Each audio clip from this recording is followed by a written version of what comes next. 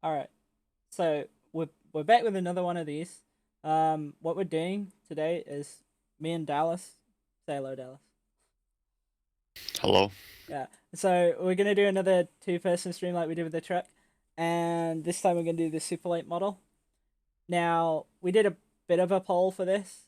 You're gonna do the race or only setup? Only setup. But what we're gonna do is we're we're gonna make it as though we're making it for like the Sarah series, since that's realistically who we're kind of targeting with this is the guys who run in that, because we do get a decent number of questions about super late model setups from those people, and in keeping with that, that's really why the tracks that were on the poll are kind of Sarah series tracks. For example, like we had Southern National on here, we had Richmond, and I believe the third track was USA. USA was on there really because Dallas likes USA and it's one of his favorite tracks. But Southern National and Richmond are really on there because we've ran them in Zara, and we kind of know how they race and we sort of know the feel that we're expecting from them. So what we're gonna do is we're gonna kind of build a setup as though we were building it really for that league. And actually, the iRacing, well, I'm gonna say the fixed, but base setup for Southern National, it actually drives quite nice. It's just that it's lacking some stuff in terms of speed. So we're gonna kind of go over a couple of things. A lot of stuff is pretty generic to most oval cars. For example, things like camber, caster, air pressures, and that kind of thing. So we will do a couple of laps on the fixed, but actually we're gonna just bump up the fuel right now. We noticed that the fixed setup's only got 12 gallons in it. For a Sara race, you would need about, I think, what did we say, Dallas? We're gonna put 18 in it. Yeah, for this race, it's about 18. Yeah, so we're gonna put 18 in it. Also, another thing we noticed is that the tape is set to 50%. Now, you can run 50% on the supers sometimes, but you can't run it always. And so because of that, we're gonna go down to 25 on that just to make sure it's safe. We don't want people taking this setup and blowing up, basically. Yeah. What it comes down to is when we get around to adjusting the gear, you'll want to be chipping a lot in the current gear, and it doesn't do it at all. So that's that helps get you to 50% tape, but it's safer at this track to run 25 but chip more. Yeah. So I'm just gonna run like a couple. I also do have the spreadsheet. Now I'm gonna put the link for that in the chat here. So we'll be updating times in that as we go. Now there's a run of 20 in there already, but that was, keep in mind that that was done on 12 gallons before we talked about the going up to 18 and so on, and also on 50% tape. But that's an interesting thing if you just want to directly compare with me at some point. In terms of weather, we're doing a default late afternoon session. Yeah. Now I'm probably gonna do like about 10 or so laps here. So Dallas, I don't know if you want to just talk a couple of general things about the super, like say for example, tire pressures, so on. Uh, yeah. Have you showed the tire screen at all, I have not. by chance? So I don't know what most people do, but typically with the super, um, just because of, like, if you get loose at certain tracks, like if you get loose here, um, you're pretty much screwed because you won't just be loose on exit, you'll be loose entry, center, down the straight and everything. So a lot of times, like, what we'll do is we'll never go over like a 3 pound split on pressures, and you'll never want your right sides to be above like 22, because otherwise if you go above that in a long run, you eventually start losing grip, and the handling will be fine on it, you'll just start going slower.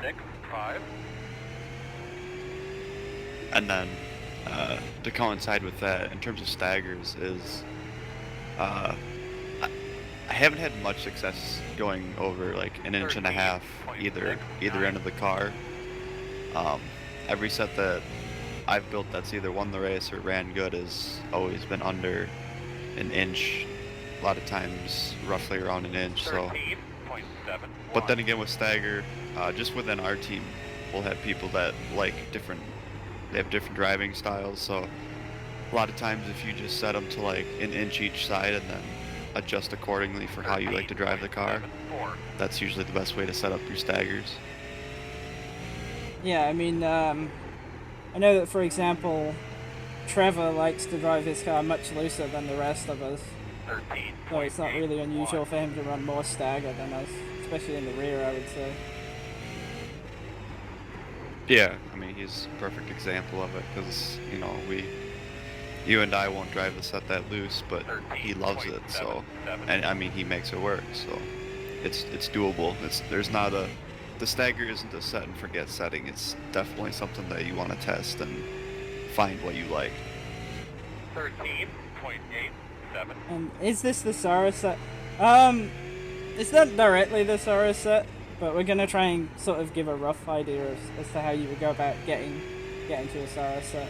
And in terms of NIS fixed, yeah, I did NIS fixed at Daytona a couple of weeks back, and the guys who watched that saw how that went. And as we were saying though, this doesn't really drive bad. Like, to be honest, it's actually handles pretty decently. It's just down on speed some. One other thing that I'm gonna mention before we kind of go into stuff a bit more is that in general, the brake bias on this car, you're gonna want to run it pretty far back. I think right now it's 51.6 or something, which we were talking about pre-stream that's actually not really bad when it comes to this track, but at a lot of other tracks you kind of really want to run it really far back, and in some cases we've actually ended up where we're kind of maxed out on rearward bias, and we still don't really have as much turn as we want on the brake. 13.8. Yeah, the biggest reason for the brake bias being forward a fair bit here is like, just going back is like, if you get loose here and you lose your drive off, you don't get it back.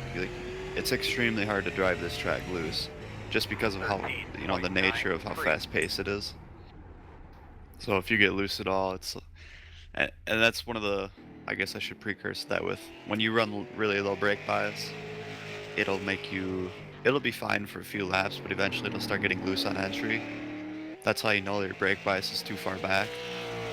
So if you start getting loose on entry after a few laps of it feeling great, yeah, you're gonna want to move your brake bias forward. I've seen a lot of people in this car where they'll think they're loose entry and it's like a mechanical problem or something in the chassis with the spring, but it's really just a brake bias. Well, I mean, So you got to be careful with that. yeah, kind of touching on that again. The guys who would have seen the race that we did at Irwindale last week will have seen that I was sort of constantly kind of cranking front bias into it in that last run against Zach when I was trying to get to him. That was really something that was helping me, because I noticed that I was starting to get loose on entry, and I was really dialing in bias so that I could maybe attack the corner a bit more and kind of stay with him without hurting myself in terms of drive off and so on. Because what I've noticed is that if you start to slide on the entry, and this really applies to all cars really. If you start sliding the rear tires on the entry, especially if you kind of start entering the corner pretty yawed out, then it just hurts the tire overall, and then it'll start hurting you and drive off, and then before you know it, basically you can't get into the corner and you can't get off the corner. So that's really not great. I got the tire page up now, Dallas, and I mean, the base set's got 0.875 inch front stagger and 1.625 rear. The front's okay, but I would say the rear is definitely too high. Like we were saying before, we've never really had any success running more than 1.5 inches in the rear. So Yeah. The other thing to keep in mind here is knowing what the cross and ballast is at, and those are both set definitely on the high end, or at least the safe end. So like that's what's allowing this car to run the higher rear stagger and the pressure split.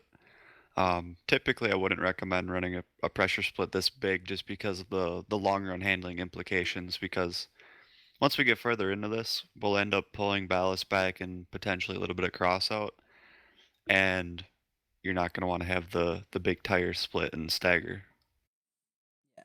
So in terms of kind of where we're gonna go now, we said beforehand that we were going to probably put the Staggers down about an inch. Well, I say about an inch, exactly an inch, both front and rear, just as a that we kind of came to the conclusion is pretty much a good base point to start from. So we're gonna go to an inch front and rear stagger, and then we're gonna do the normal thing of maxing out the front cambers and the casters, because that's literally what you do on every single oval car right now.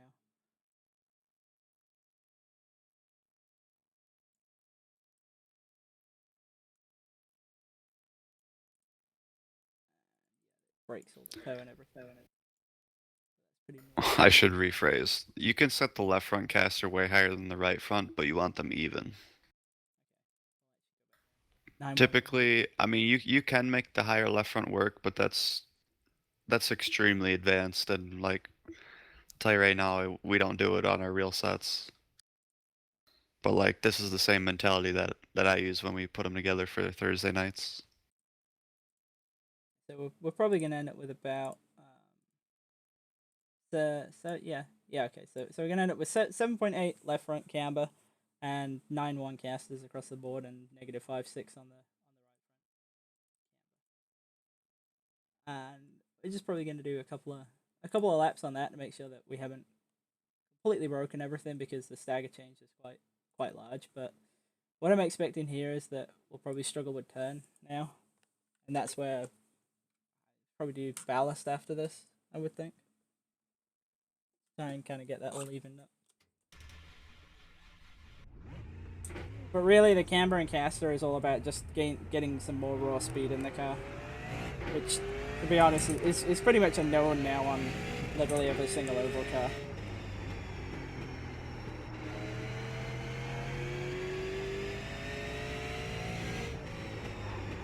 You want to talk a little bit about gear? Yeah, so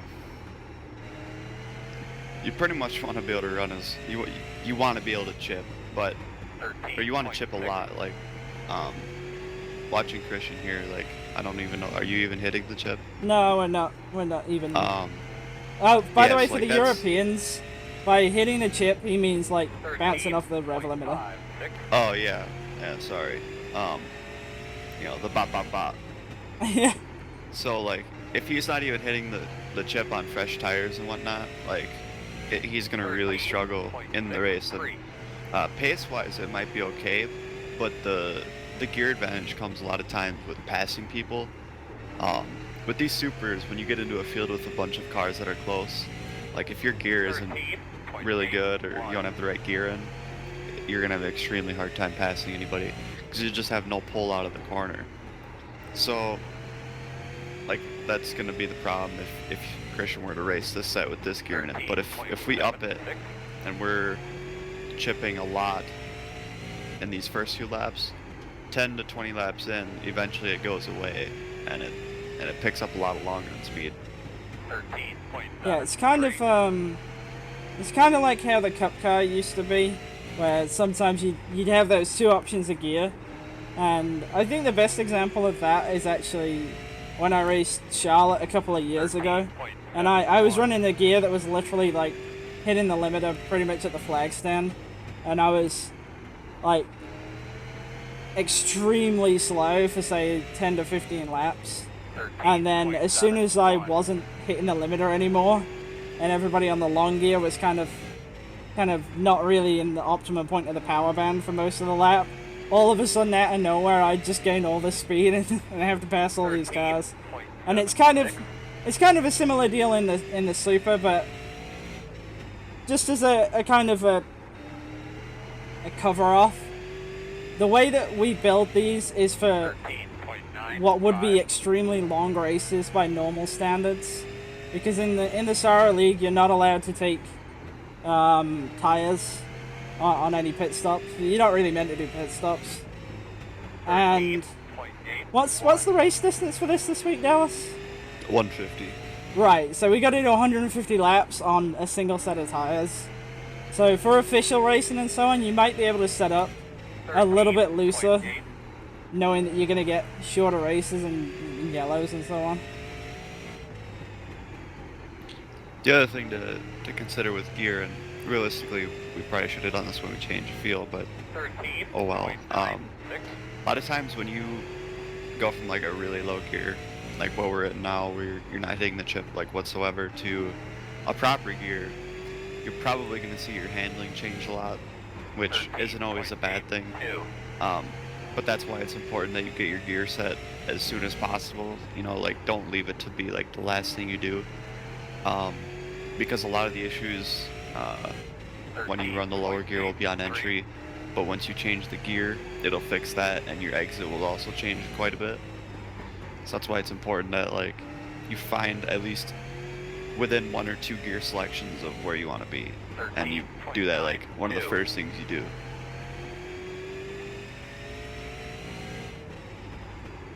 Do me a favor and remind me to add some steering offset in the next run. Okay.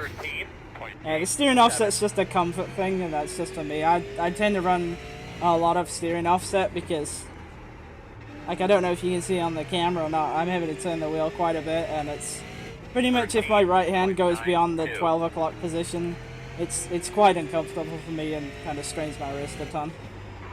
So I don't really like doing that if I can help it. 14.03. In terms of handling, Dallas, this is actually feeling okay right now. What I would say is that kind of center is a bit dull. I mean, that was 20 laps, and it felt okay right there, but the center turn was maybe lacking. Oh yeah, that's because of the stagger change. So and the if we pull ballast the double ballast forward. back, that should help. I'm gonna quickly add up those times.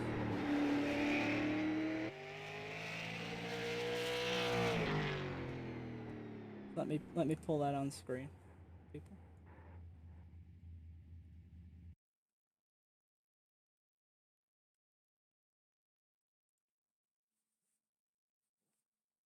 In terms of any of the set and forgets, Dallas, is there anything you reckon you want to talk about? I mean your typical oval stuff, where like your bump and rebound, you might as well just max them.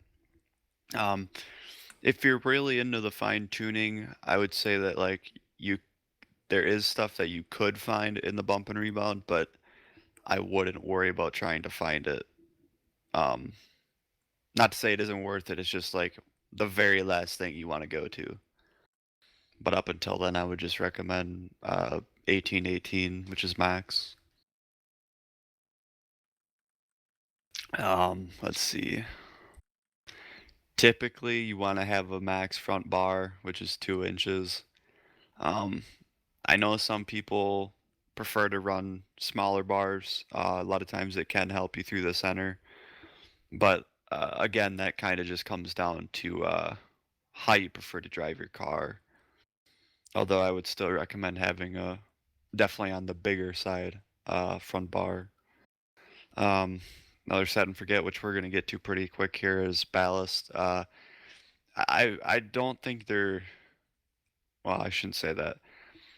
I do think it could be worthwhile to have ballast in the car, but in terms of speed, I feel like zero is gonna be your quickest option, and then whatever handling woes come up, you're just gonna want to fix that some other place, whether it be track bar or spring. But I would start your ballast at zero, and if needed, move it forward. So Yeah, I think that's generally what we've done pretty much ever since we started racing this car. I think I know a couple of times I've ran it. Maybe I think the furthest forward I've ever ran it is 8, and that's I can't even remember where that was, to be honest. I think that might have been like a Myrtle Beach race or something. Probably it's usually a case of where the ballast only goes forward if we're really struggling with drive off. And 24 in this set is quite a lot. And Yeah, well, I was just gonna say that's kind of where it's sort of you mentioned it a little bit earlier, where the stagger and the ballast kind of interact with each other, and in the sense that the more stagger you run, the more ballast you can get away with. Yeah, I mean, it's really all a trade-off, so it just kind of depends on where you want your speed to come from. But I've found that, if the lower stagger will help a lot with like long run. 'Cause I find it easier to just have the ballast at 0 and adjust everything off of stagger than to like try and play around with the ballast to stagger trade-off is to see is, finding that exact balance where it's gonna last through an entire race without trying to put you in the wall. But I mean, there's other cars out there that are very fast that could very well be doing that. Yeah, that's true. I mean, in terms of gear, we're at a 470 right now. I feel like, given that we're not chipping at all, it might be worth going straight to 486. Yep, I agree. So what we got now is we got the ballast at 0. We got the rear gear at 486. You reckon there's anything else we should change, given that we just shunted the ballast? Like, quite You can significantly? max the bump and rebound, Oh yeah, good point. and if you wanted to, you could max the front bar, but I mean that's pretty close. We'll leave the front bar like down a couple of clicks just so there's just on the front bar actually. There's two adjustments for it. You have the diameter of it, so the usual kind of deal. You can see that we're at 187. Well, 1875 now. You can go as high as 2. You can take it down to 1.25. So it's it's a relatively, I want to say, fine adjustment just because of how many steps there are. The changes in the bar size are quite significant though, just because they're large diameters. And then the second option you've got is ARB arm length. The best way I can think to describe that is it's pretty much the equivalent of number of arms like you would get in a GT road car type deal. So the lower number you go on this is stiffer because the moment arm's shorter. So the bar has more leverage. So a 10, well, actually, is 11 as low as we can go? I feel like we used to be able to go down to 10. No, it's always been 11 to 13. Okay. So it's actually on pretty much as stiff as it can go right now. It's on 11 with a 1875. So we're probably going to just leave that. You can see that you've also got this option of left bar end clearance and the attached left side. Now, the preload is kind of weird because a lot of people who are used to the more normal oval cars will know that if you unattach the left side, you can't get any preload in the bar. Whereas with this car, you can. Now, that's just because of how the sort of the way it's named in terms of where it says attached left side is a bit of a strange one. Essentially, detaching it doesn't work the same way as it does in other cars. This would be better if it was, if you could think of this more in terms of how the slider link works in the cup car, or say I don't know, does the truck doesn't have the old chain link option anymore, does it? I don't think so, no. Okay. Well, when the truck used to have a chain link option, really attached left side in this car works the same way as going between a solid link and a chain link. So it's literally the same effect, where if you detach it, it acts like a chain, and if you attach it, it acts like a solid link. So we're just gonna leave that as it is for now, because realistically, it's fine. I It's mean, a bit of a honestly, preference thing. I would say the tech tip does a good job of explaining like what it can be used for. Is really just if you unattach the left side, it's not gonna like a lot of it's just for slide recovery.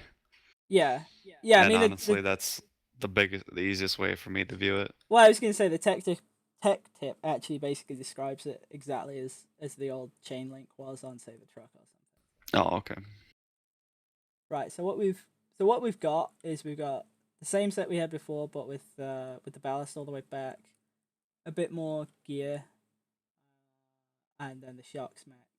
I've got I dialed the bias back to about 47.6 in that last run. I feel like that's probably okay, and we'll leave that there. We'll go out and do a bit of a run. There's probably a couple of people who are thinking we haven't really talked much about ride heights and springs and stuff. kind of like I would do normally. Given that that's really my main thing, is I'm always like, oh, ride height's like everything. But I can talk about it if you want to drive. yeah, I was gonna say there's a bit of a narrow range on this car, so I'll let Dallas explain that. So in terms of ride heights, honestly, the baseline sets that you'll see out of these cars, they're not spot on, but they're pretty close in terms of where you want to be. I will say that the ride heights have to work in conjunction with the bar, obviously, in terms of how much roll you want. Obviously, you don't want the car rolling over onto the right side or anything, so you have to kind of play around with the split you want versus how stiff you want the car to be.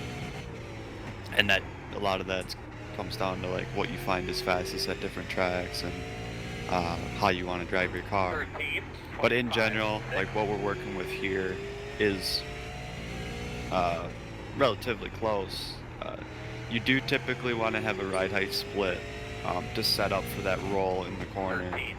Obviously right side up.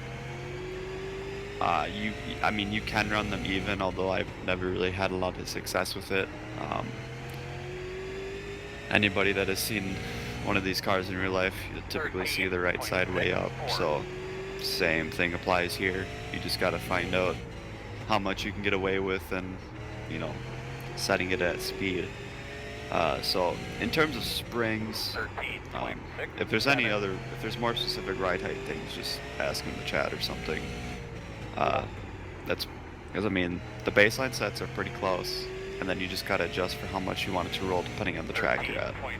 That's the two biggest things that I look at per track. In terms of springs, honestly, a lot of these baseline sets aren't really that far off of what we run on Thursday nights in terms of spring package. In the front, for this track especially, like, this track does have some unique things going on with the front springs, but in general, like, the front springs here will work anywhere. And in general, as a setup, like what we come up with here, like, I would recommend taking to every track that you're wanting to race this car at and just make adjustments in terms of gear and fuel and potentially tape depending on what track.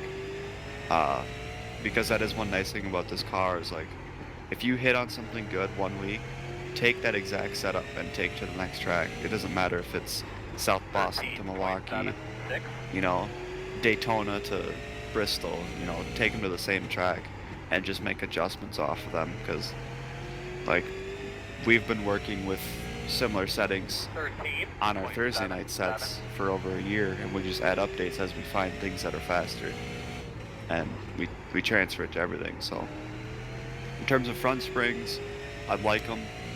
That type of idea with the 150 left front and 250 right front, that's really going down the right road there. You can play with it more. I wouldn't necessarily recommend having a higher left front than right front. I won't say that it doesn't work. I'll say that I never do it.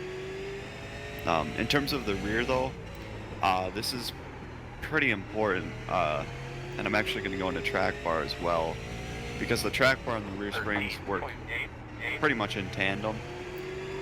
But in terms of the rear springs, we're a bit over the split that I would usually recommend. Typically I wouldn't recommend going over a 200-pound split, just because you'll start to run into handling issues typically. Now in colder weather you might be able to get away with it, but in general it's safer to run a tighter spring split, but then adjust for more track bar. And in terms of track bar, you pretty much want to look at that as the left side being your rotation through the center, and your right side track bar being for drive off. But a lot of that is similar to Staggers. So with the track bar, you pretty much have to figure out what you like as a driver, because I know, like, our teammate Trevor will run completely different track bars from, like, Christian and I, but, like, they work for him. So a lot of it's driver preference. Although what we have in this now is a pretty good starting point. It's a safe starting point, but it's a good starting point to base your set off. But I don't know. Did I miss anything, Christian? 13.92. No, not really. I mean, you pretty much covered everything that I was. What I really said myself. The only thing I would say is I'd like to add a little bit to Dallas's track bar explanation. Well, we talked about this a little bit last night, and while like on a technical level, it's probably not 100% accurate. It is a really good way of thinking about it, and what he was saying to me was, I mean, pretty much what he's already said, that in terms of track bar, your left side one determines how much rotation you've got, where the higher that is, the more rotation you've got, particularly on entry and in the middle of the corner. So if you want more entry turn or so on, then go up on that. And the right side one is really what determines your drive off. So if you need more drive off, put it lower. If you need, well, not if you need less drive off, because that's a really weird way to say it. But if you've not got enough turn at the very exit of the corner, go up on it some. And actually Yeah, that we'll applies say. to all oval cars, I would say, to be honest. Yeah, honestly, if you're looking to hone in on like your track bar setting skills, I feel like the Super is a really good vehicle because one of the problems that I've found with some of the bigger oval cars like the truck and whatnot is like sometimes it'll feel awfully numb to track bar adjustments. But with the Super, like especially after you get a little bit of experience playing with it and just like practicing different settings, you'll kind of know like, okay, this I need to make a track bar adjustment versus something else. But that's just something that comes with experience. But I know that's one problem I have compared to the like the truck and whatnot is like those track bar adjustments can sometimes feel numb to me. But in the Super, a quarter inch or one click like is noticeable. Will make a handling change too, and with a little bit of practice and kind of playing around with it, uh, you'll kind of get a feeling for like, okay, this is what happens when I have too much right rear track bar or too much left rear. Unfortunately, I like we can't really like just tell you the difference because you have to feel it. Yeah, it's kind of. Also, I think I screwed up and forgot to change the thing back. So if you couldn't see that last run, I apologize. Realistically, the car pretty much drove similar. Just it was right on like the edge of the chip, I would say. So you could probably go more aggressive on the gear for sure. In fact, if anything, I'm gonna say we're gonna go to 489 now. Oh, you saw the run. Okay. See, I'm always worried because I have that set up as a like a window capture, and it's sometimes it doesn't work. Also, thank you, Ashton, for the sub there. And are we making? Are we okay? Are you making the set you will run tomorrow? In complete honesty, the answer to that is no. Mainly because Dallas has already built that setup. Yeah, like I said, for the sets that I build for our Thursday, or our contender guys and our Super Series guys on Thursdays, I mean, in terms of the front end, we've been running like the front end the same for almost a year, and we just continuously add updates as we make development in the car for more speed. So like at this point, the sets that we run on Thursday are done in about 2 hours, and then everything else is just kind of seeing if there's anything new that turns out to be faster at that track. But no, what we're doing here is it's the same mindset and it's the same process that I go through if I was to like build from scratch. It's just setting up you guys to take what we finish here in a little bit and to go kind of figure out what you guys like in the car yourselves. But this is very much along the right tracks of what we are doing. Yeah, I mean, to be honest, it drives pretty much like what I'm used to racing. It's I would definitely say that like we're not trying to like hide things here, and we're not trying to like screw people over from the Sarah League. We're literally trying to do. I mean, we talked about this video quite a bit in advance, and we really felt like we wanted to give a pretty good idea of what we do in terms of the car and in terms of how we go about setting it up. Like don't get me wrong, when the purpose of this series is not for me to load up our best setups and put them on screen and go, okay, this is why this is here, this is why we're doing this. Like, what we're trying to do really is we're trying to explain how when we start from scratch, the kind of the base process we go through to get to our end setups. Yeah, like Jimmy says, that front end is solid. Yeah, it really is. And to be honest, as I was saying at the beginning, the car drives good. It really does. The base setup Yeah. is not it's not a bad handling car. It really isn't. Yeah, and that front end, Jimmy. Well, maybe not exactly what Christian after the typical adjustments, but shock spring packer and spring. That's all straight from the baseline. Like that's a very good front end for a baseline.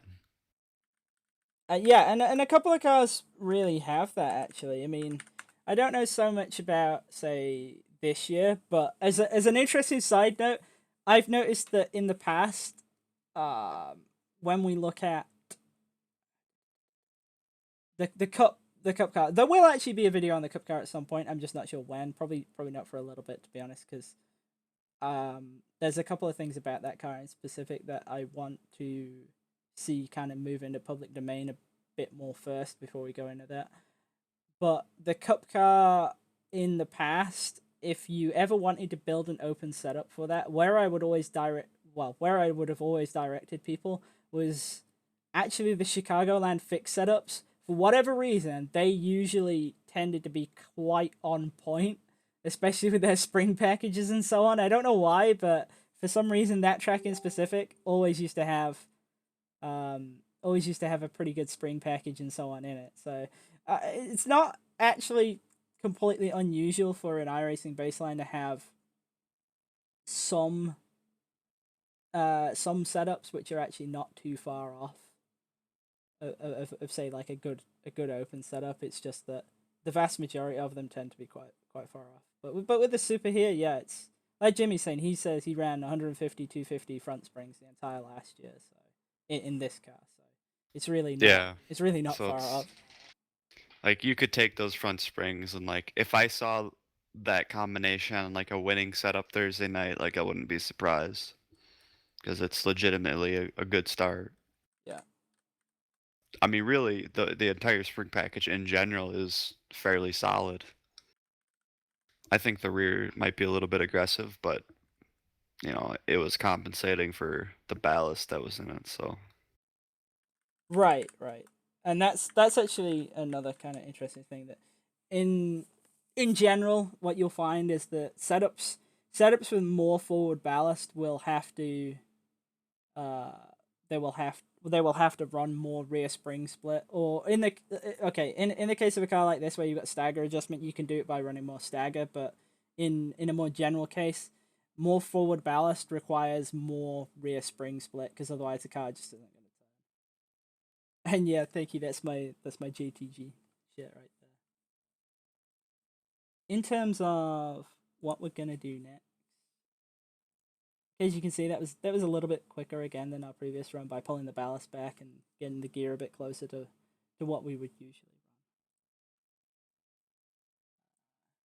Since we've talked about rear and stuff, that's probably where we should go next.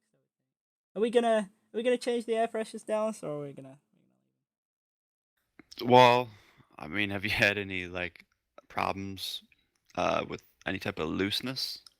Um, I I mean, okay, while you have that page up though, yeah. um, well, okay, you want to go back to I'm behind you. Okay, so like in terms of hot pressures, personally, what I've found is like if you're going over like 30 or whatever, if you're even over like 29, there's a good chance you're gonna have a maybe not a significant, but you're gonna have a speed drop off long run, and like we said earlier, like the idea of these sets is to build them for a 150 lap race around here. If for some reason it would go green and you were running pressures that high, there's a strong chance after I don't know like 50 laps or I don't know how many you did there, 20. It's If it's 20. Yeah, already at that high, there's a good chance you're gonna start losing speed, and it's you're the initial reaction is, oh, but I feel fine. Why am I losing speed? And usually, if you're asking yourself that, it's because your pressures are too high on the right side. Yeah, I had it happen to it us can at drive USA a few seasons pretty ago, good. and it was like, the handling's great, but we're going But slow. you go slow, yeah. So given that we're at 31 heart pressure, do you reckon we should go down to like 23s, 22s maybe on the right? Yeah, typically I wouldn't recommend going over 22 unless you're at like a very big track, you know, like not even a Milwaukee, but maybe a Richmond, Yeah. just because of the banking. All right, so we're gonna go down to 22s on the right side there. Yeah, as we were saying a little bit about rear spring split. What I would say at the moment, Dallas, the car is kind of tight right in the middle of the corner. I don't have as much rotation as I would like, but on exit it's fraction snappy. So I'm thinking maybe go up a touch on left rear track bar and close up the spring split. I was either thinking that or we could bring in the cross and do a little bit better of a range. I was thinking around Alright. 55 on cross. Yeah, I'm down to do that. I mean, we talked a little bit about this as well pre-stream in terms of where kind of a good range for static crosses, and I think we kind of came to the conclusion that we'd say never really beyond 55. I think was what we said, right? Yeah, I would agree. I would say don't go over 55 um, at any track. I mean, regardless of weather. Never go over 55. Anything under that, I would say, is really free game, depending on how much time you want to spend to make something lower drive decent. But I mean, if you're anywhere from like 52 to 55 is generally accepted as like a good range. And I mean, of course, you'll always have people that can make like extremes work, but that I wouldn't recommend trying to do that. I've tried it, it's not always easy. I've never had great success doing like weird crosses in this car. So if you're in the range between 52 and 55 and then just kind of leave it there, um, that's a pretty safe range because it'll work at every track. And then you're not worried about finagling it every time you go to a different racetrack. So we'll go down there. We'll leave it at 54.9, I guess, and we'll see how that handles. I think, and we'll leave the spring split as it is for a run. I think, and then go from there because we've already gone down 2 pounds on air. So. And I went up another click on gear.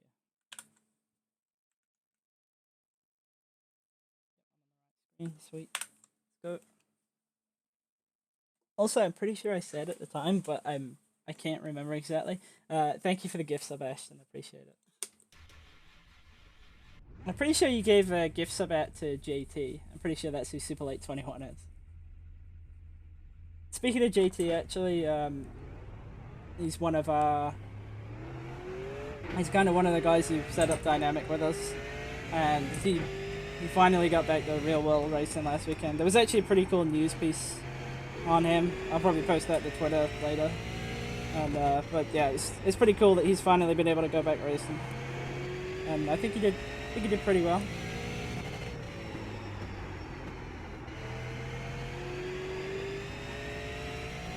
As a bit of track background, in a race situation, this track widens out quite a bit, which some people might not expect, but like something to just be conscious about if you're ever tweaking sets around this place specifically is like the high line around here. And when I say high line, I mean like one lane up, no higher. It does come in pretty hard in an actual race situation, but any kind of adjustments for the high line around here, you have to have raced it, because in practice, like if Christian were to go up to the high line, I wouldn't recommend doing it right now, but if you were, it probably would feel pretty bad. But once some rubber gets laid down in a race situation, a lot of times it'll pick up and people will be able to fight pretty strong up there. Yeah, Just I as mean, a little bit of a race line background. well, to be honest, that's pretty much good advice and true of pretty much all tracks. Really, is that you'll find that if you go and run different lines in practice, it's almost inevitably going to feel like ass. But then in the race, it'll actually be a good line, and some of that can come from the fact that, say, when you're trying to run a lane up, you're then running with your left sides at like a harder part of the track and so on. Pretty much the balance changes a good bit. The Peak Series races, not so much now, but maybe about 2 years ago, they used to have very, very extreme changes in track temperature. And for example, we'd run lines that we'd literally never seen before at places like Phoenix and so on. And yeah, like Phoenix and Dover in 2017, we were running literally like way higher up the racetrack than I've ever seen. Dover, we were running the wall. Phoenix, we were running like this weird, really high line, especially in 3 and 4. It felt terrible, but the bottom was just like ice, and you still kind of get those track variations, just not as much. It is generally quite hard to practice alternate lines in practice, though. You really do have to get race knowledge to make them work properly.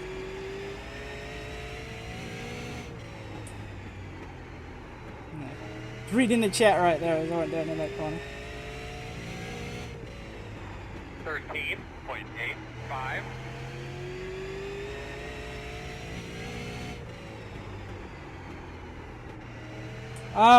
The other thing I would say with regards to, say, running the highline and so on, is that becomes an important part of your gear selection. Because if you run a gear that's chipping very aggressively on the bottom, you're pretty much locking out the high line for yourself. I think it's fair to say. Yeah, that's definitely very important to keep in mind.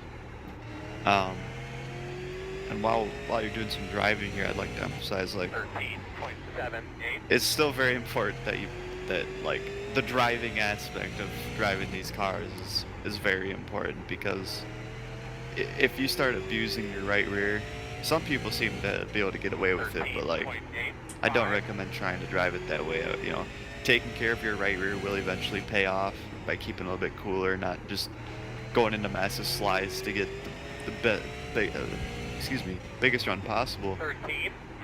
So it's like, it's a good thing you're watching Christian, because he's really good at doing it, but the driving aspect of these cars is always really important regardless of the setup. And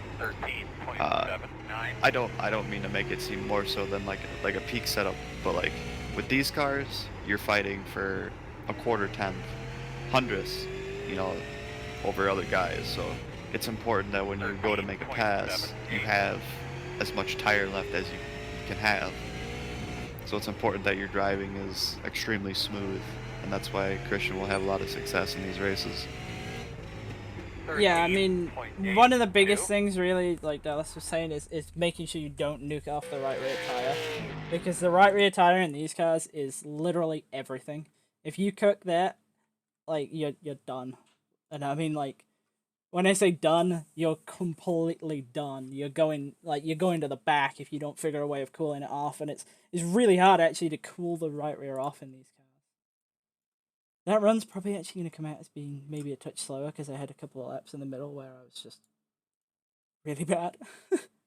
But the another thing with regards to tire pressures and so on is that you will generally find that you might give up a bit of short run pace by going lower on them, but for the races that we do where they're 150 laps long or so on, then it's paid back so much in the later laps that you can actually give up quite a bit at the start of a race, and it doesn't really matter so much.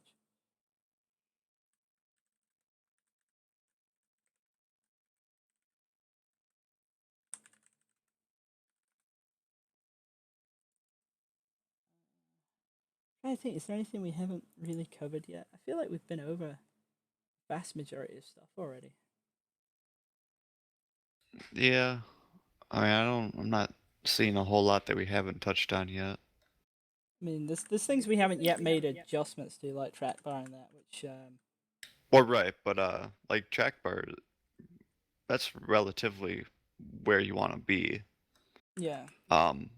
I don't recommend going like way over like 10 inches on track bar either side.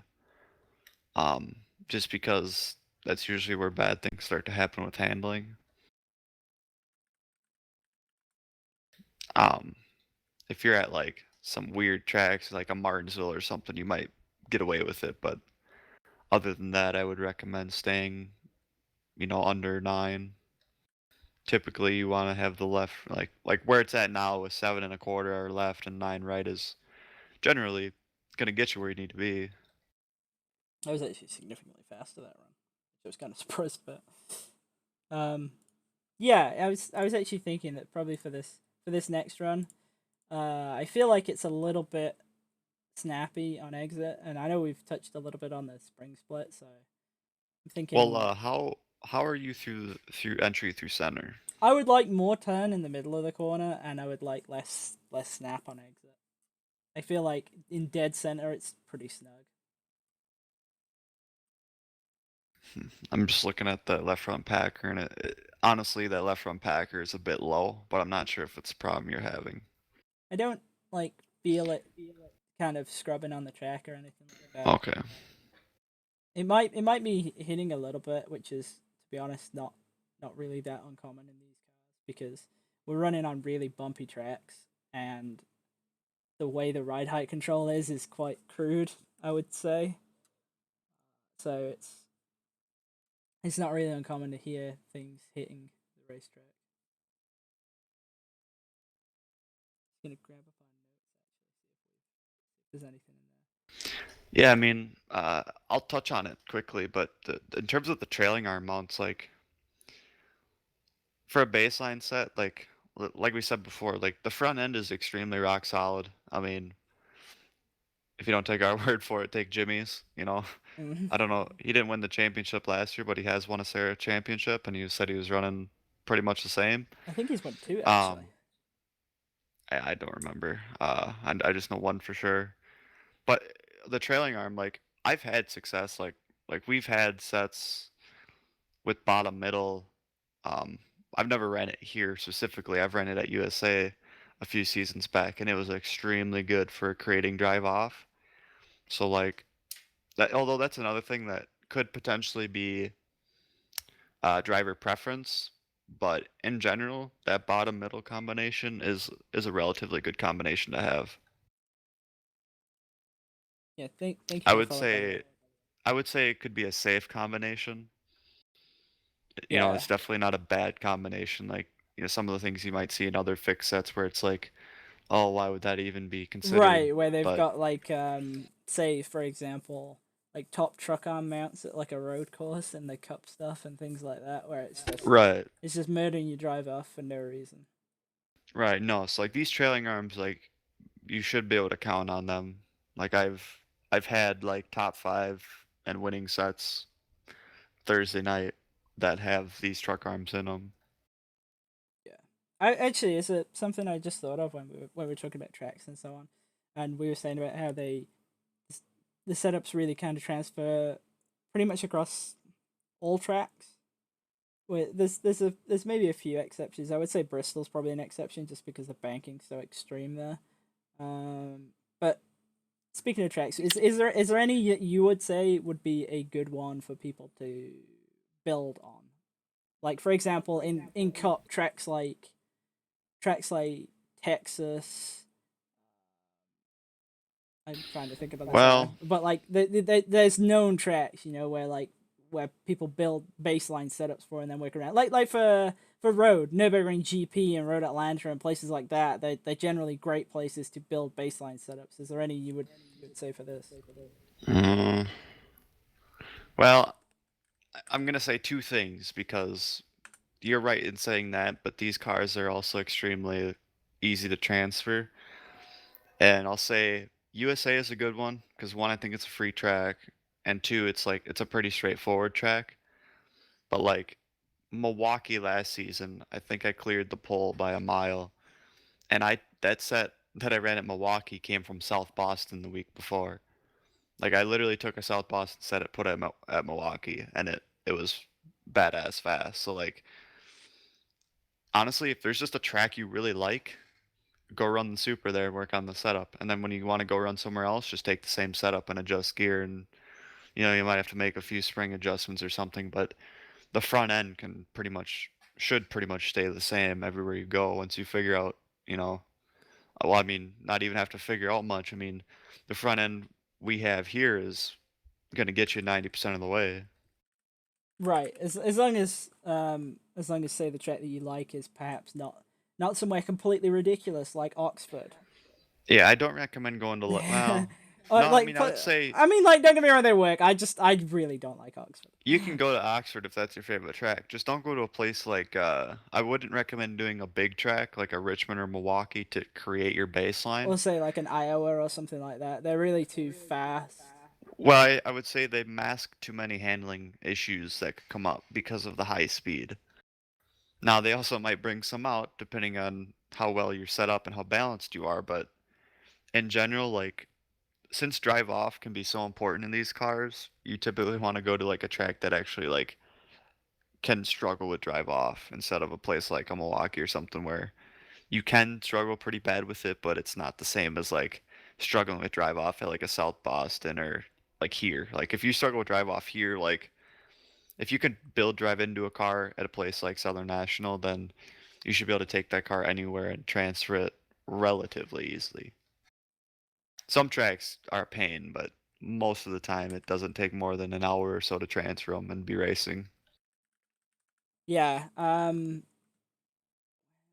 was I'm trying to think now where I would say a decent one, because the other thing is that you want to also make sure that your driving isn't, I don't want to say the problem, but that your driving isn't masking, say, gains in speed and so on. And particularly bumpy tracks are really bad for this, because you'll have errors that will come into runs and stuff, and especially if you're adding up times, it can make things difficult to get a good read on where you should be, and also in terms of, say, not so much for this car, because the telemetry package for it is quite weak actually.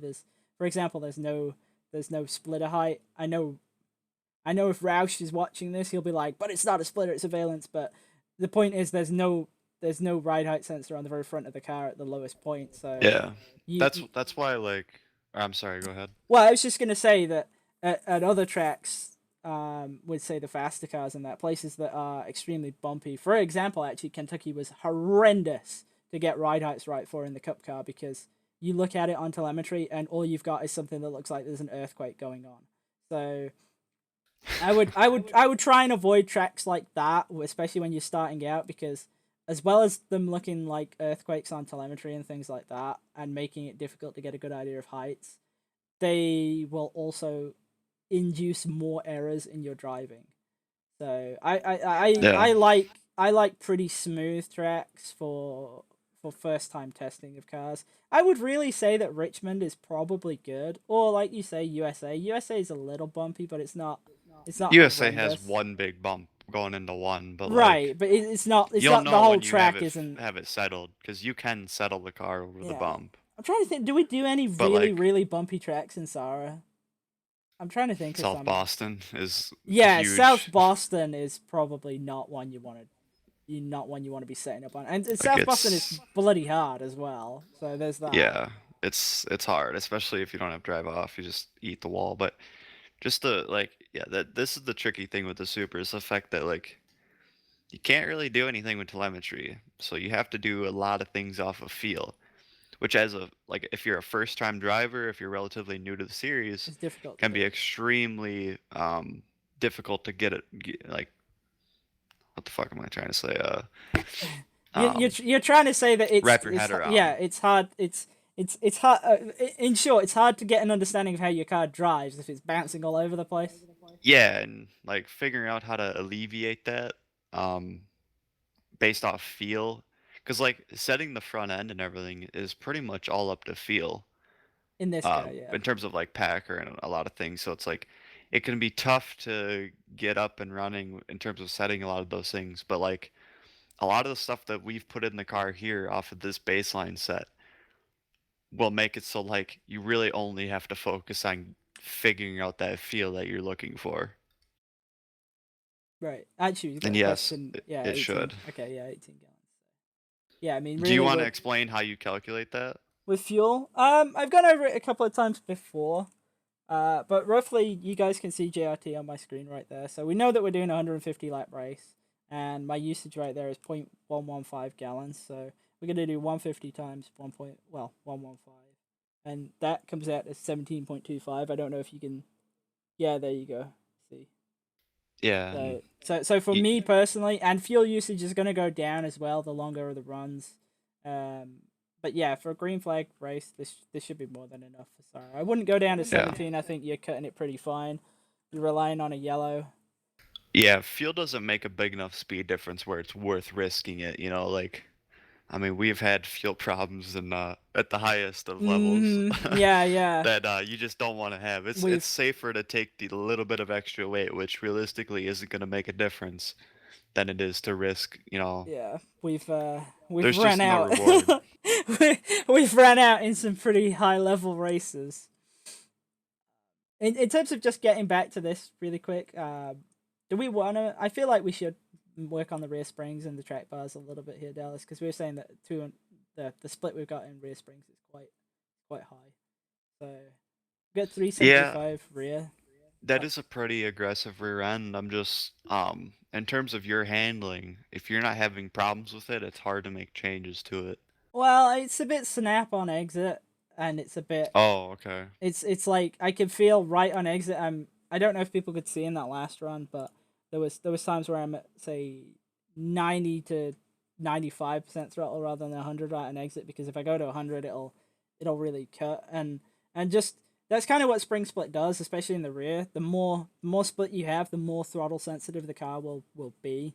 And the right rear track bar, well, I say the right rear track bar, but track bar split in general kind of works that way too, where the bigger positive split, like we've got here with the 725 and the 9, the bigger that positive split is, the bigger the throttle sensitivity of the car is, and really spring split is the same in the rear, where the bigger split you have, the more throttle sensitive it'll be, and that's really because those splits they start to have an impact on dynamic cross weight, and that's what impacts how kind of the balance of the car changes and that kind of deal. So the narrower you have those splits, the less throttle sensitive the car will be, I think is pretty fair to say. And that really holds true for really any oval car.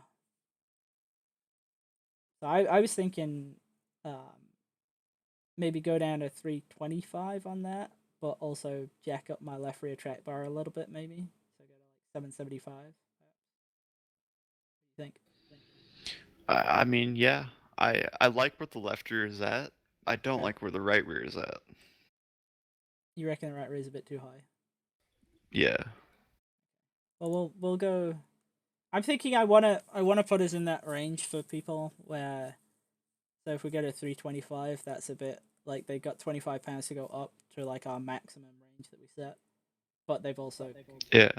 So I guess I'll put a 325 in, and so for the you reckon 8.5 on the right rear track bar? Honestly, I Or would would you just go. leave it? I would leave the track bar and I would do some laps because, like, these springs have 25-pound increments, which, you know, in terms of like cup and stuff, doesn't seem like Doesn't a sound lot. a lot, like, but it's a big 25 pounds in a corner, you know, if you take out 50, like, you're gonna see a difference. Yeah. I see what you mean, and it could go quite extreme. And I advise more caution if you're adjusting the right rear because weird things happen with when you do that corner. Like, you won't just see a difference on on exit, but you'll see a difference on entry too. And sometimes it's not always what you expect. Right. Well, that actually brings us on to kind of another point where, in general, the right rear spring is a ride height adjustment, whereas the left rear spring is really the one you want to change for handling. And again, that's a rule that pretty much holds true on all oval cars. The right rear is the big factor in determining your rear heights, whereas your left rear is much more of an influence in handling. 13.5.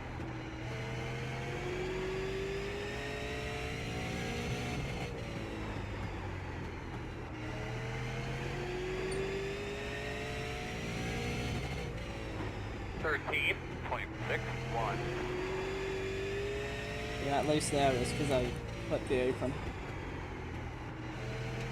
It's actually one thing I'd like to see a bit better in iRacing is I feel like cars are quite drastically affected by banking changes, perhaps more so than they are in real life.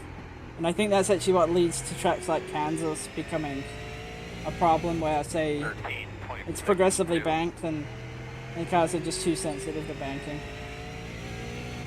So, I'm not saying you can't use the apron to turn the car because certain tracks it's almost required. I know the guys who watched the Owendale race last week will have seen me using the apron quite liberally, especially towards the end of the race to try and get by Zach.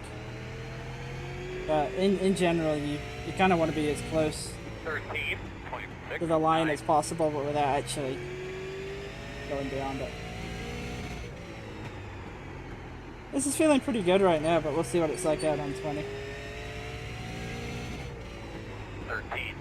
You know, just because I've had problems with it, I want to point it out is like, when you guys are testing, make sure your pedals are calibrated correctly and everything is working good, because I moved recently and I had problems with it and I was missing like 3/10 at Motorsport before the pro race. So you always want to make sure your equipment is always working to its full potential. And sometimes, like, if you notice a change in it, just make sure that you're keeping an eye on it. Yeah, that actually brings about kind of another point on that in terms of, say, force feedback settings. I know Dallas always likes to say that I probably run my force feedback too high, and I might, but the one thing I always do make sure of is that you see that bar in the top right corner. You'll see that that's never going red and very rarely going into the orange, and that's really just trying to stop. Pretty much when that bar goes red, the force feedback dead isn't the right word, but it essentially maxes out, and then any forces above that, they don't actually translate through to the wheel. You just get like a constant force, so you lose feeling if you're having that happen. So I always make sure that I'm under that red point, and you can actually feel it in the wheel when if you're kind of going into that region, because it'll go completely numb on you. 13.79.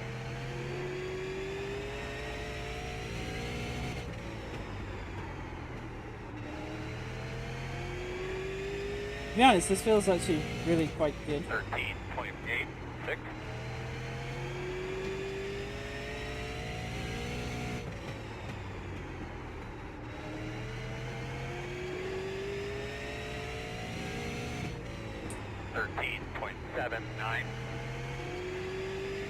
I'm not really sure there's actually much need to go any further on this, but I might use a bit of the remaining time to demonstrate a couple of the effects that we've talked about, especially the track bar.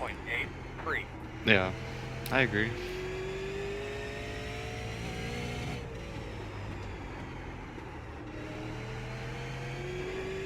If anyone has questions, do not hesitate to ask. I mean, that's really why Dallas is here. I mean, he's been the primary builder of these setups for our team for the past couple of seasons now, I want to say. But yeah, that was 20 on that, and that felt really quite good. That's pretty much a balance that we actually have in our cars. So I'm gonna save that.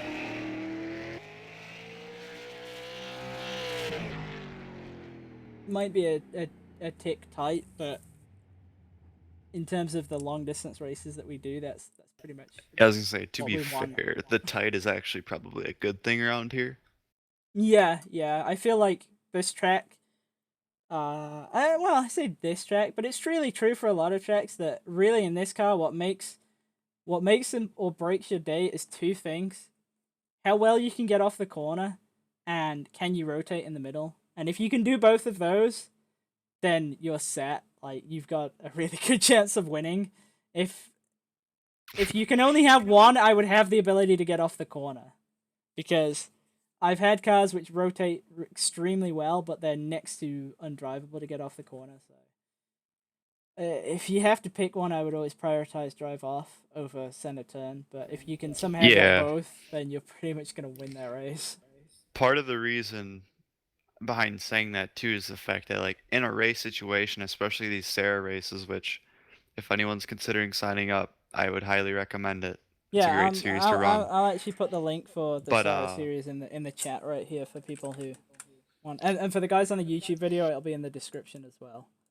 But if you if you're do, lacking, sorry, I was just go gonna say ahead. if you do like actually short track series in general, then go to racesara.com and sign up because there's a bunch of racing that happens pretty much all the way through the week. We run the super late model series. There's two series for that. There is the contender series and the super series. The super series is an invite only series, which is what me and Dallas run in. Essentially, what that is that's vetted drivers from either past Sara seasons or from the contender series, and that's pretty much, I would say, the highest level super late model racing that there is on iRacing. And the contender series is really a feeder series for that. And if it's not so much if you're super fast in the contender series, it's more about if you're a clean driver who races within kind of the sort of the ethos of the league and so on, that then you get moved up to the super series, and then you kind of then it is about pace. I mean, they still expect you to drive with the same standards and so on, but the Yeah. competition is, I would say, it's genuinely extremely tough. It is like the peak series of short track racing. But there's other stuff they run as well. They run some dirt leagues. I don't run those personally, but I know that people do, and there's a couple of other kind of short track series and there's special events and so on. So if you're interested, definitely go to racestar.com, have a look around and sign up. I would definitely recommend the contender series. It runs on a Wednesday night. I want to say, I feel like it's Eight fairly 8:30 late. Central. Okay, yeah, 8:30 Central, so 9:30 Eastern.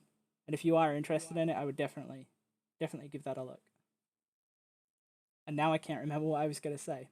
Well, you were gonna say something. All right, so the reason you want to go for drive off over center turn is because in a race situation, um, it has been happening recently because of some weird issues, but typically the racetrack, one, it heats up because of all the rubber and stuff, so the center in general typically will loosen up a bit, but also the high line comes in, and a lot of times at certain tracks it comes in hard. So as long as you have the drive off, you can have the top line kind of make up for any lack of center turn in a lot of cases.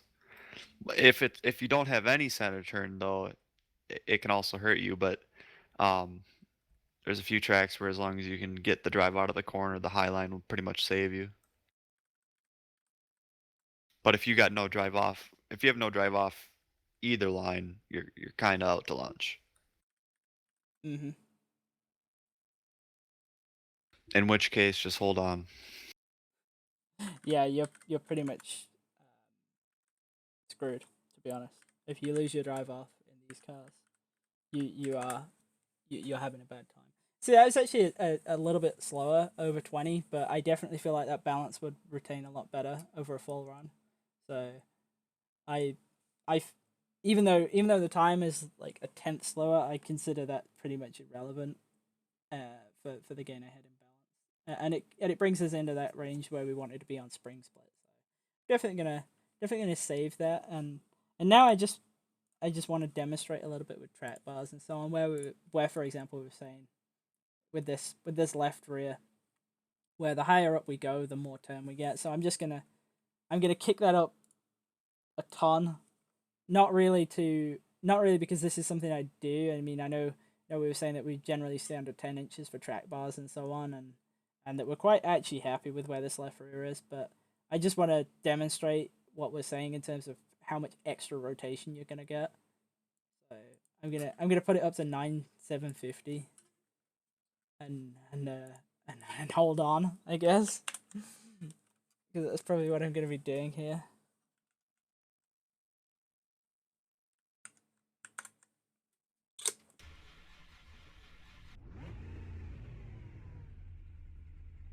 I think, is it actually, for anybody who is watching who would want to race the contender series for Sara, is it actually too late to sign up and race tonight? Because there is a race tonight.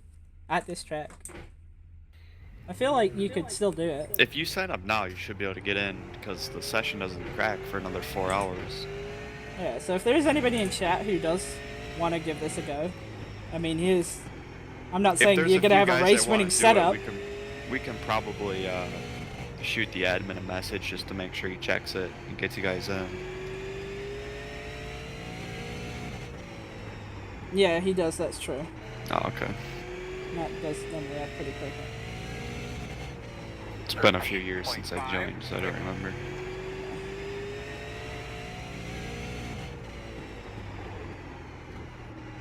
See, that definitely has picked up some initial rotation, like, and you can kind of see it in the delta bar.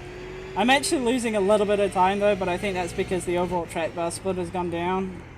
So we don't have that split turn in the car as much. But you can kind of see how roughly the idea works, where a lot of the time we pick up is actually on the entry to 1. Because we can drive in a little deeper.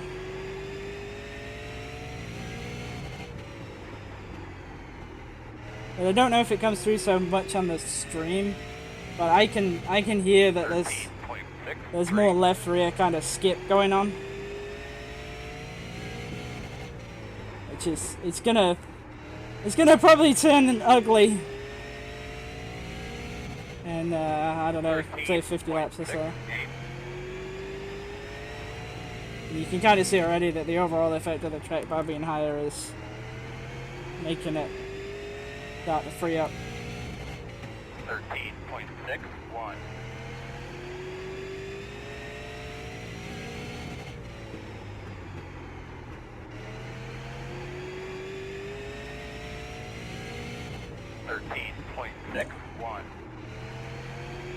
That is something I actually do listen out for a lot, is that I use the sound a good bit. Just kind of judge how hard I'm being on the rear tires. Like here I can tell that I'm being pretty aggressive on them because I can hear the RPM go up on exit. Like, I don't know if it comes through on the stream, but I can definitely tell it myself. That right when I get to the exit of the corner, I hear the RPM jump up. 13.77. I want to add just to show how even within the same team we go about things a little different. He uses the RPMs and stuff, but the way I gauge it is I base it purely off of feel through the wheel, depending on how it comes out of the corner. Depending on how it feels in my hands on the wheel is kind of how I base a lot of stuff. And so you're kind of like a position kind of guy. Like you've got like a rough position you want to be on the wheel all the time. Like I can feel how much I'm sliding in the wheel with force feedback. Right. But like that, I just wanted to show that like, okay, I do it this way, he does it that way. Neither way is wrong. It's just which way you're comfortable with. And for me, it's like, I forgot what I was gonna say. But yeah, like both ways work. But like for my way, like it's an experience thing. Like I've been driving these cars for like roughly 2 years, trying to get up to the point we're at now, and it's like I know what feel I need. Some people might not have a lot of experience in the car, in which way Christian's route might actually be a little bit better if you're trying to judge that. Up until you like know what feel you need to be looking for what's considered like a known good feeling for like legit fast, Right. I would definitely agree on that. To be honest, but no matter how you do it, if it works, it works, Yeah. I'm actually like, I really feel like where we're at with this is actually really good. The feel is pretty much exactly what I'm after for a Sarah race. So I'm probably gonna do just one more test just because I want to show what we're talking about in terms of the right rear track bar. So I'm gonna jack that up a ton, and then we're probably actually gonna finish up here. I know this is gonna be quite short, but I think because this is a car that both myself and Dallas have a lot of experience in, that we've been able to cover things quite quickly. In terms of if anybody does have any questions or so on, you can always, I would say, if you're in here in chat now, definitely put them in there. If that's not going to work for you because say you're on YouTube or so on. I do read the YouTube comments, but I do sometimes take a little bit to get to them. The best place to get to me directly, where I will definitely see them at least once per day, is the Discord. So if you got any questions and say you're watching this back or whatnot, then definitely put them, well, join the Discord and put a message in there. I'll also put the Discord link. Discord link, if you're in the stream, is literally the button underneath that says Discord. Click that and it'll take you straight through. If you're watching on YouTube, the link I'll put in the description along with the Race Sarah link. Yep, I'm on that Discord too. So if for some reason if a question was to be directed at me or whatever, since I primarily do these, I'm on there too. So, and Christian knows as much as I do, if not more. So both of us are qualified to answer. Right, yeah. That's something else I would like to say is that if anybody does join the Discord and say you feel, I don't want to say like you feel like you're an expert in a car, but if there's a question going unanswered that you feel like you know the answer to, please don't hesitate to actually like key up and put a response in there. I'll probably add to your responses and so on to either validate them or maybe change them a little bit, but definitely I don't want people to feel like the setup questions part of the Discord is reserved only for my answers. I'm quite open for people to kind of have a discussion in there and kind of work things out as a bit of a group rather than a one-sided entity. In terms of what we've done here, we just jacked the right rear track bar up like 3 inches, and as you can see, I can barely get to the throttle. It's extremely loose, and that really comes back to what we were saying about in terms of the right rear track bar and how it affects the drive off. It pretty much kills it completely if you go overly high on it. And as you can see there, it makes the car extremely throttle sensitive. So I would definitely say be careful with right rear track bar. It also, I don't know if you can see on the replay that there's considerable amount of sparks. When you change track bar and track bar rake, it does have an impact on ride heights. So do keep that in mind. And some of the loose was probably actually from that as well. The fact that corner, I think it's the left rear, was actually in the racetrack. So definitely be careful when you're messing with track bars. They are very powerful influence, like you see there, 11.5, which is quite extreme. As we were saying, we don't generally go above 10, so I think that right there is a pretty good example of why. And on that note, do not make track bar changes right before a race starts. It will never, ever, especially in this car, but in general for pretty much every single oval car, the track bar is a major adjustment to make, especially the right rear. Don't change it before the race starts. Even if the car doesn't feel so good in practice, please do not change it. It will almost never go well. I don't think I've ever had a track bar change pre-race be a helpful thing.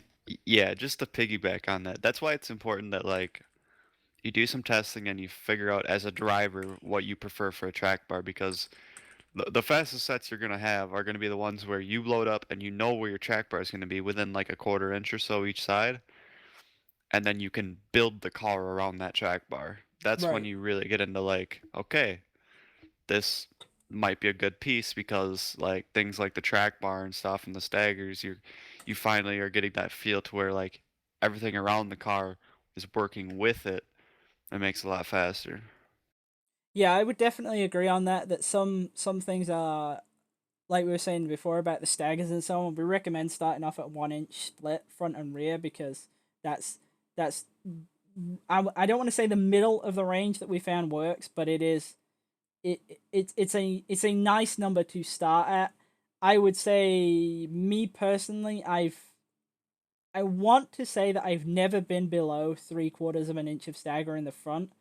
I've absolutely never been at 1.5 inches or more in the front, and I've never gone over 1.5 inches in the rear. Or if I have, I've not been aware of it, because in general, when you start stepping out over those numbers, things go sideways, both figuratively and literally very quickly. So The this way I one would inch split we recommend, have is pretty much, I think, a good yeah, place to start.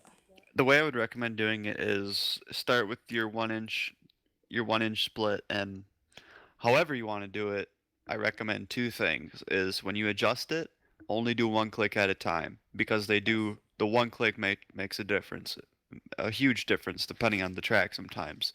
But always do it in one click and test it. And when you're testing it, make sure you're, I guess three things. Make sure you're testing it out to like 20 or 30 laps, because a lot of times when these pressure or when the tires come up on pressures and stuff, the handling will change between like lap 10 and lap 30. So you want to have the car handling best between lap 20 and lap 30. That's what you're going to be feeling in a race situation. And the other thing is, I don't necessarily recommend having higher front stagger than rear stagger.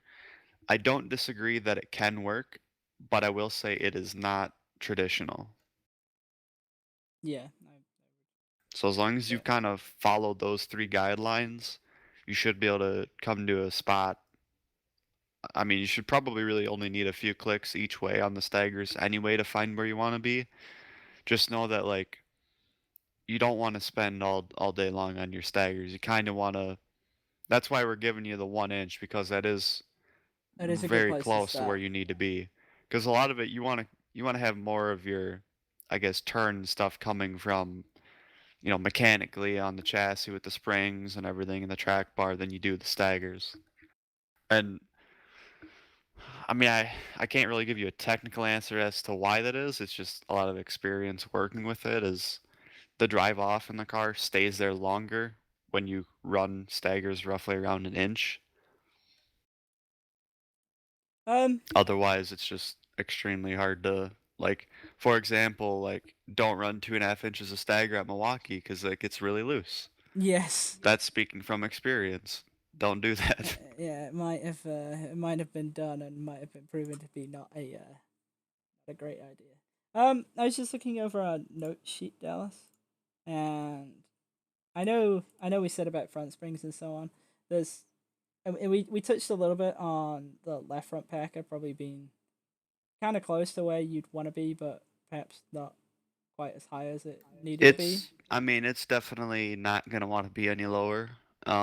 That's the thing is like with these supers, I've found with the front end it can be extremely sensitive to any type of weather change. Yes. So honestly, you're better off having the Packers high, and as soon as you know kind of what weather you're going to be in. Now this is tough for official, but like in Sarah is nice is where it gives you a 4 to 5 degree range you're going to be in.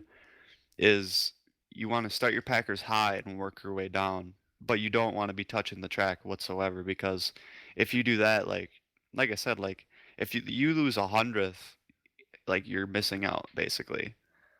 So it's important that that front end is always able to turn, um, and not having any hindrance by hitting the ground. Yeah, and that's That's why I really, typically, well. I was well, just gonna say that's really a truth for pretty much every oval car too. yeah, That you don't want the nose of your car to be scraping those especially when you're stripes. trying to like turn in and get off the bottom to pass people with how close the competition gets. Yeah, you'll find it If just you're won't hitting the turn. ground at all, it's going to be extremely hard, because this isn't a mile and a half where you have a car length and a half to the guy above you. He's on your door. Yeah, So if you lose your turn at all, you're going to get hit with a caution claim. yeah. That's another SAR rule where basically if you're the cause of a yellow coming out, say you yourself spin or you spin somebody else, then the rough rule of it is that you claim the caution and you go to the back of the pack because of that. Yeah, I was gonna say. So obviously we've said a little bit about packers and so on there, and we've really covered, I think, pretty much everything in the car. The one thing we haven't said anything about at all is actually shock spring rate.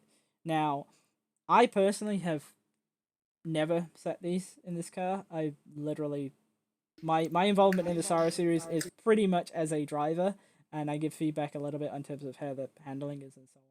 Now, for Cup and so on, it's, well, I say Cup and so on, I mean Cup and Xfinity and that kind of thing. The guys who were in Discord the other day would have seen a little bit about when I took Tanner's setup for A Open, and I made a couple of changes to that, kind of trying to reduce a little bit of left front hop and trying to get a little bit more turning and so on with those. I'm not sure if the same thing applies to this car. So I don't know, Dallas. Do you want to talk a little bit about shock I springs? would say in general the same rules apply. What we're at now, um, that's not what I had planned to start out at because like that's like not to say advanced or anything, but like originally I'd planned on starting at like 2500 even, middle of the road, and then um, I don't know, Christian, I'll let you speak on it after, but a lot of times what that shock spring can be used for is handling adjustments through the corner. So like for a track like Southern National, what we're at now is actually fairly good. Um, it can also be used for like setting the ride heights and stuff too at speed, but I would say I would use it more for the handling adjustment and like what you like in the front end in terms of feel. You have to be careful with it though, because if you get too extreme, it can cause problems, major handling problems throughout a run. But yeah, I'll let you speak on it more, Christian. In general though, from what I found, it's pretty similar to everything else. Right. Well, in terms of that, in saying it's pretty similar to everything else, um, the rough kind of rule of thumb is that again, it's sort of the right front is really what I use for ride height control, and this is actually true all the way up to cup and everything. That right front shock spring is really what I use to control front ride heights. That in combination with Packer, and then the left front is really, I don't want to say along for the ride because that's not the truth. It's it's really, I use the left front as a handling adjustment, and in general I found that if you want more turn in, then what you want to do is you want to run your left front shock spring at a higher rate than your right front, and the bigger that split is, so the stiffer your left front shock spring is relative to your right front, the more initial, like, I I mean we kind of call it cut, but bite, cut, whatever you want to call it, like right when you cut the wheel, turn the wheel, I guess. Turning? Yeah, right at the point where you turn in is where I found that left front shock spring makes the biggest difference. And if you're finding the car's pretty dull at that point, then you can definitely try increasing that. Usually what you'll find is that as you go up in rate on the shock spring, you have to come down on the Packer because the shock spring's being compressed less, and that means that your kind of nose height's going to go up because of that. That I feel like that's probably going to be like a mini episode in its own thing, and I might do that surrounding, say, either Xfinity cars or Cup cars or so on at some point. So I'll probably cover those adjustments in more detail. There is a bit of a snippet about what I changed on Tanner's New Hampshire setup for his A Open car in Discord right now. So if you guys want to check that out with regards to shock springs and so on, I feel like that's equally as valid for these cars as it is that. So if you want to know more on that, and if that's not enough, you still want to know more, feel free to put some questions in there and so on, and I'll try and explain it a little bit better. But yeah, in general, right front is about controlling ride heights and using that kind of in conjunction with the mainspring to kind of keep the thing off the racetrack, and the left front is about handling. Now I know I said with regards to that New Hampshire setup that if you have very very very high left front shock springs, that actually, if you're noticing a bouncing problem on entry, like we were with the New Hampshire setup, a lot of that is usually down to the fact that the rate as a whole on the left front corner is too high, and you can really do some good things by pulling down the left front shock spring at tracks like that have that problem to kind of aid you with that. So I would say a call of 2500 either side, like Dallas was planning, would have been a good place to start. As it turns out, the 3000 or the 4000 didn't really give us any problems, and it didn't feel like there was any horrendous handling issues going on because of them. So Yeah. I would just be careful if you transfer this set directly to another track. I don't necessarily recommend running those shock springs at other tracks. right, Part of why it works is because of the extreme the banking and banking, high yeah. speed of this track, and that's kind of what allows you to get away with something like that. I mean, it could work at other tracks, but I would just be wary of it if you start to have issues elsewhere. Well, 4000 is actually as high as you can go on this car. So Yeah. that right front right here is pretty much maxed out. I don't know in terms of specifically for the Super, but I I would say that the best way I found to kind of home in on where you want to be for shock springs and so on is to adjust them in 500 pound increments at a time, which sounds a lot and it is a lot, but you want to be able to see and feel that difference. So if That is the rate of that is the is increment that change actually for these. okay? So right, well there you go. Though that's pretty much spot on. In cup you're allowed a bit more adjustment on that. So yeah, this actually probably a pretty good card to learn that whole shock spring thing in and so on. So I think that pretty much covers that. Um, and yeah, I really think we're basically done here now. So I I'm pretty happy with where we ended up. I feel like the feel of that's good. I feel like we covered everything in the car except for like say the shock springs at the end, which we talked about a little bit. In terms of if you like this kind of thing, then as I've said before, join the Discord. There's a full playlist of all these videos that we've done for other cars. I feel like they're getting better every time we do them. So if if you're interested in that, those are all on YouTube. They're also all linked in my Discord as well. So for the guys who kind of go from Twitch to there is a link to YouTube in the bottom of Twitch here as well. And yeah, we're pretty happy with how these two-person streams are going. I feel like it gets as was pointed out on the last one, it gets interesting conversation going on, and it gets more perspective on the adjustments and so on themselves. So I will add, well, I mean, I completely agree, but I will add, if anybody has any intention to like request another type of one of these streams, what's probably gonna happen is we're probably gonna tell you to watch this one again because when we say we transfer everything, like I said, like yeah, the without sets we kidding. race on Thursday nights, like I haven't changed the front end in a year. Like it transfers to every track, quite Yeah, literally. So you just have to make small adjustments for handling and gear and feel potentially tape depending on the track. So um, when we say that, like, we're quite serious. We take the same set everywhere. yeah, we really do. We like Dallas was saying. I'm pretty sure the front end's really not changed since really this build came out. I think we honed in on Before that, something. Oh, okay, we've been well, on the same front end before that, yeah. well that's fair then. Um, But yeah, I mean, like I said, like I took a South Boston set and went to Milwaukee, and we and it about had the worked. race won and had Q pretty well settled. So it can definitely be done. Yeah. Just a little bit of experience and a little bit of practice with the car. Anybody watching this can do the same thing. You know, I didn't I didn't go into the supers and have speed right away. I ran top 15 for a year. Yeah, it definitely does take work and a lot of kind of as I was trying to explain to somebody the other day that the difference when it comes to setups is not so much uh well knowledge is a strange way of saying it because fundamentally the people building the highest level setups and so on, it's not that we it's not that like we inherently know how to do it better. What it is that it's just we've been doing it for such a long time. We have kind of this massive mental notebook in terms of what worked, what did what, and how it then might still apply now. And as I was trying to say to somebody, the difference really isn't so much knowing exactly what each adjustment makes. It's building around certain concepts and so on, and going kind of getting the absolute most out of those. So really, you kind of have to find a direction that works for you, gets the handling feel that you want, and it does have to get good speed. If it handles good and it's slow, then that's really no good to you.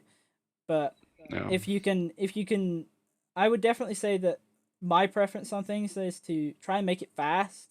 And then if you can make it fast and you can compare with other people and you're like, yeah, okay, I'm fast, but hey, my handling sucks, then try and drill down into your setup and figure out what it is that's giving you the raw speed like that, and then focus on other things in terms of just getting the handling back. And you might have to give up a little bit of raw speed, but certainly don't give up a ton of raw speed. That you do need the car to be quick. Like if the car is slow, then your focus should be finding more speed first and then finding handling. I'm definitely of the opinion that that's the way to do things. In Yeah. terms of probably the next one of these streams, I'm not exactly sure what we're gonna do. like I said a bit earlier, I'm not really ready to do a cup stream yet. So it definitely isn't going to be a cup stream. It might go back to being a GT car. I know I've been racing the 911 RSR quite a bit, so I might actually do that, and that might end up being a solo stream. I'm not so sure on that. We'll see. In terms of if anybody is watching and is, again, perhaps an expert in a certain car or so on that I haven't covered yet, or even one that I have covered yet, then feel free to reach out to me if this appeals to you, and I'd really like to do more 2-person streams on certain cars and so on. I'm definitely looking for somebody to come along and do some dirt setup videos, because I personally don't know anything about those cars, but I am interested in getting some kind of information and some videos out for, I'm not going to say every single car on iRacing, because there's some that literally nobody races, so it just doesn't matter, but to kind of cover the vast majority of things, so that we can kind of have this whole as a big thing is like a community kind of reference guide as to kind of directions to go in. And if you do like this kind of group setup sort of deal, I would definitely actually recommend another person who streams a lot, Tanner, who does setups for iRacing.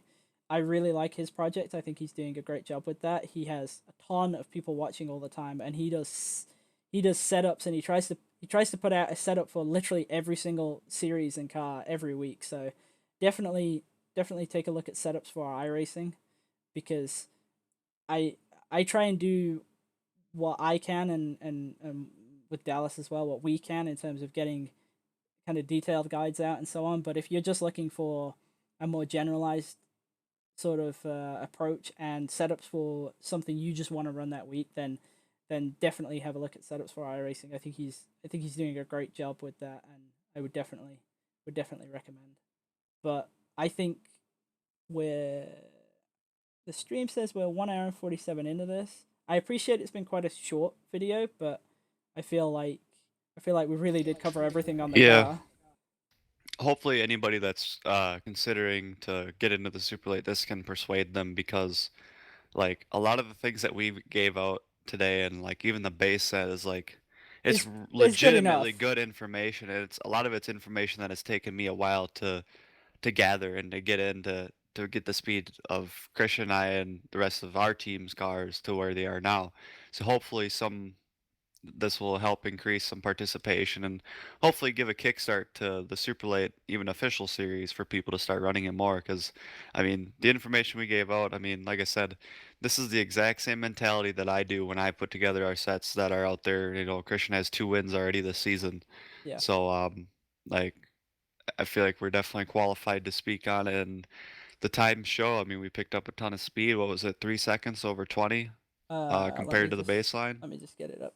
Yeah, well, it's here on screen. Because that's gonna. It was 2.7 seconds over 20, but it's actually probably more than that, because the baseline setup had 6 gallons less fuel. Well, right, you know, and 25% this is more set tape. up for This is set up for 150 laps. You know, okay, so while looking at that sheet, if you're almost a tenth and a half better at 20, understand that in the super, that's monstrous. You might as well not even show up if you're, not actually saying that like please race if you want to race, but in terms of like the Thursday night series, which is extremely I think Christian said is like we're hunting, like if we have a quarter to a half tenth advantage, like that's race winning advantage right there. Yeah. So that's how tight it is. So it's like some chat, in the mile and a halves and stuff, you might see, oh, it's a half tenth better. That's okay, not bad. But if you see a half tenth better in these supers, man, that's game changing. Yeah, that's huge. That's like you can't even be in like, qualifying. Yeah. If you're a half tenth better in qualifying, you just took the pole. Well, qualifying for the by a Super half Series tenth. is extremely tight, relatively. I think I'm pretty sure it's Yeah. usually a 2/10 spread across like the entire field, which is quite insane. Yeah, which is 30 cars. That's comparative to the Peak Series in terms of field spread. And yeah, I would definitely say that if anybody is considering running this and you want to race tonight, I feel pretty confident in saying that you could go and sign up for the Contender Series right now, and you could race this setup, which will be on both the iRacing forum and in my Discord. And I feel like you could do I'm not going to say that you're going to win the race because there's good people in the contender series. It's not a pushover series. It really isn't. But I think you could run the contender series and you could have a good time doing it, and you would, if you were on point with the car, you would have a good race. You wouldn't be out there on your own at the back kind of thing struggling. Yeah. I don't mean to put a guarantee on it or anything, but that set that we've put together should have no balance issues throughout a 150 lap race if it went green all the way through. I would be confident enough to say that with what I've seen in that set, just make sure if you're fairly new to the super late and you do race that set tonight in the contender race and you do end up having issues, just try to be analytical. If you have problems, either put them in the Discord so Christian or somebody can Yeah, we will try and have a help look, you. but just like we're good enough with the car that I would just be hesitant to blame the car if you have handling issues. Just make sure that you feel really good driving before you start making changes, because this car, I feel like a lot of people have problems with it, and that's partially why the participation is low, is because they drive it, and since the driving style of it is a little bit different from what most cars are, they end up making changes and then eventually just binding the car up so bad that no fault to their own, they just, some people just don't know any better. So just be careful if you do start adjusting on the car because it's not handling the way you want it to. Because very quickly you could end up in a situation where you get into the race, and in practice it felt great, but as soon as you get some rubber on the track, some cars on the track, feels it different. turns into, And typically you want to be a little bit tight in practice. and I would say that the Super is quite I don't want to say a bad car for that, but the Super is quite heavily affected by track temperature. We've noticed, and Yeah. it can make quite a substantial difference in terms of feel of the car and so on. But yeah, like Dallas was saying, if people do run this and they have questions about it, we will try and help. Our goal is to help kind of get people both learning more about setups and so on, and also getting more people racing the cars that we enjoy. And a lot of the time, I feel, say, certain cars don't get much love, both in terms of the setups being a bit inaccessible, and also the driving is quite difficult of them. But if you do have questions, we will absolutely try and help you. So don't hesitate to ask them and so on. But I think that pretty much covers everything. I'll now wrap up. Like I say, in a couple of weeks' time, we'll do another video. I'm not exactly sure on the car. It'll probably be.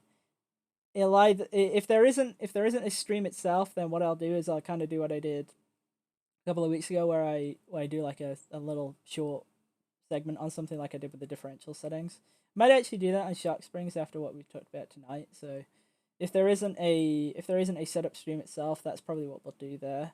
In terms of what's coming up, the next stream that I'm going to be doing is tomorrow night with the Super Series race at this track in the Sara League. So that'll be what did we say for the time? I can't remember the exact time. 8:30 Central. Okay, so yeah, 9:30. Well, actually, I know it's pretty yeah, late. the race will start at about 9 Central. Yeah. Because qualifying's at I'll 8:30. I'll figure out the times exactly, but that'll be the next stream, and then after that, the next one is going to be World GT, and World GT stream went down super awesome, so that's definitely something I'm going to be continuing with, and yeah, that'll be on Monday. So I appreciate you guys tuning into this, and anybody who watches on YouTube, thank you for checking it out over there. Like we've said, if this helps, great. If you've still got questions and so on, don't hesitate to ask them. We'll try and do what we can. So yeah, thank you Dallas for agreeing to do this. I know this is this is his kind of main primary car right now, as well as the truck. So he's taken a decent amount of time to come and do this, and I really appreciate that he was able to do that. And yeah, hopefully this will get a couple more people running the Super, and we'll see you on the next stream.